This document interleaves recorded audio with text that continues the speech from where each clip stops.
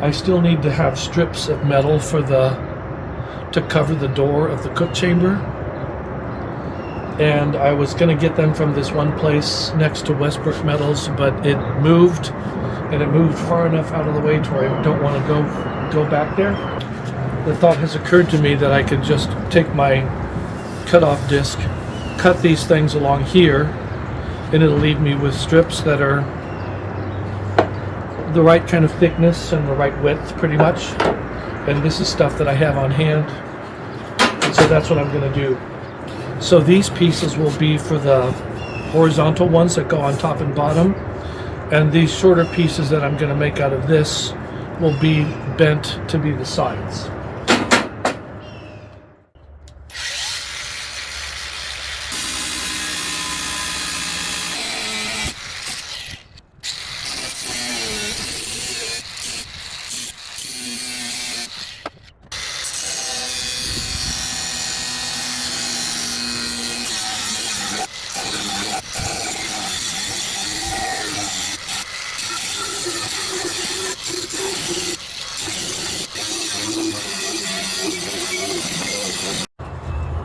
I'm realizing I need to go all the way through on this thing. There's no point in saving that for later. There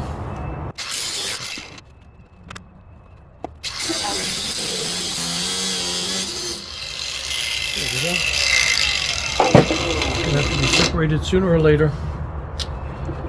There's a pretty sharp edge on this thing.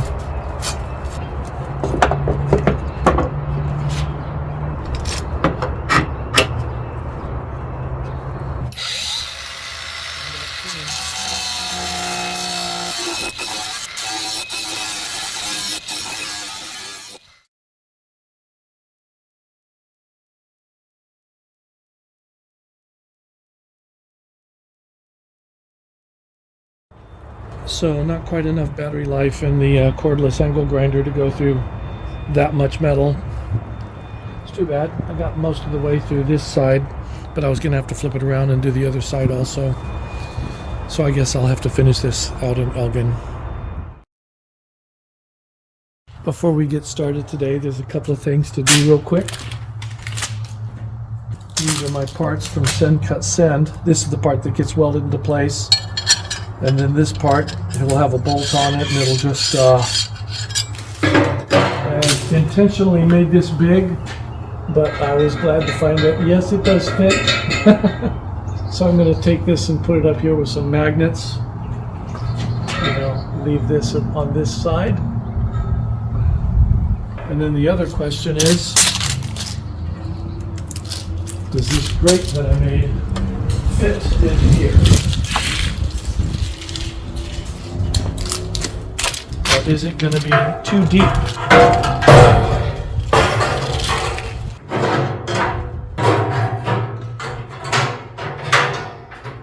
Haha. Does that work?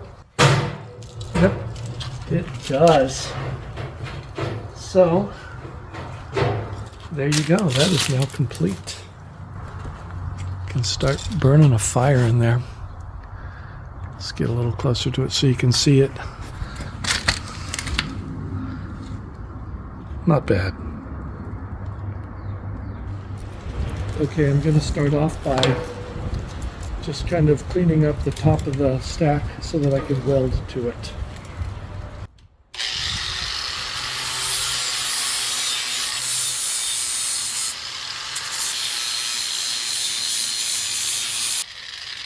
Okay.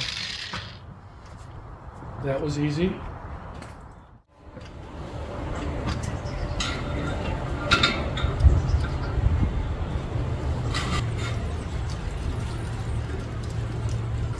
If anything, I want the top of this thing just a little bit proud of the surface rather than sunk underneath it. Okay, just that tiny bit.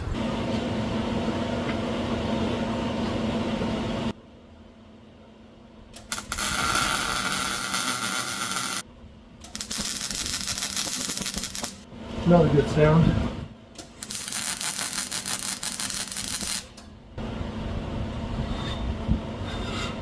Okay, let's see if this at least is kind of tacked into place. It seems like it's not moving.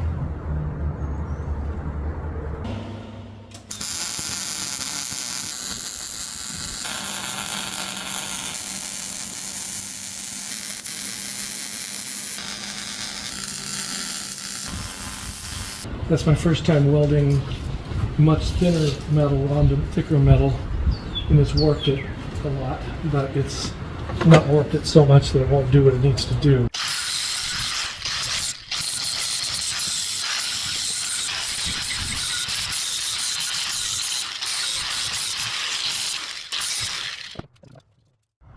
I'm going to start off working on the expanded metal that's going to go underneath the cook chamber to kind of hold the grease pan, grease pail, whatever it is.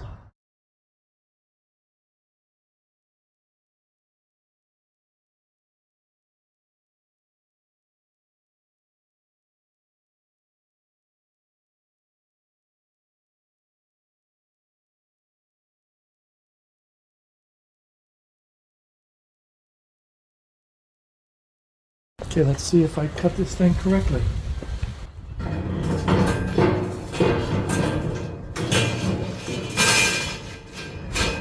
Okay, close enough, I'm sure. Now I get to find out whether or not I need to prepare that square tubing first by kind of grinding away some of whatever that black stuff is.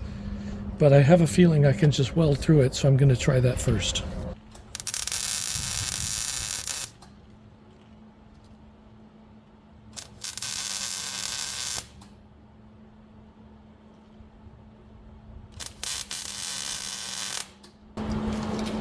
My apologies for the way this is going to get in the middle of the shot.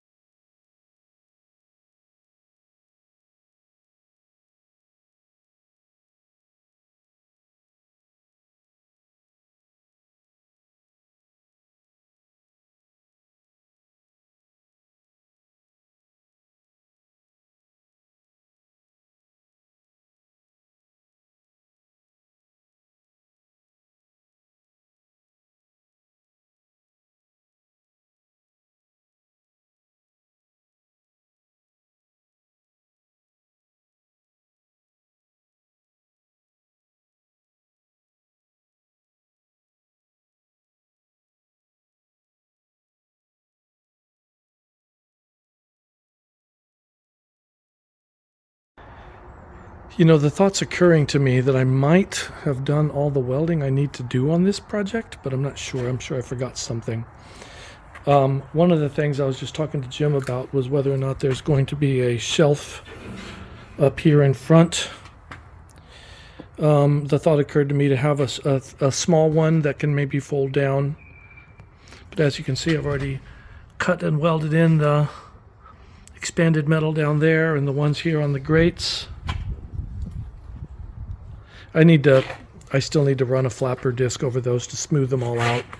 And then of course there's the fire boxes in place, but there's already a leaf in it. That's hilarious. But there's no welding there. This whole thing is just loose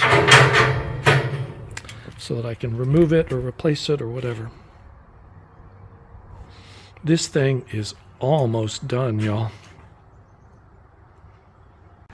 I did just realize one thing that still needs to happen is I need to do these strips. I don't need to, but I was going to do strips of metal over the edges, you know, to keep smoke from just kind of coming out there, to allow me to maybe even put some gasket there. I don't know. And I had started working on the pieces of metal for that, but that's something I can finish tomorrow. Okay. Very soon.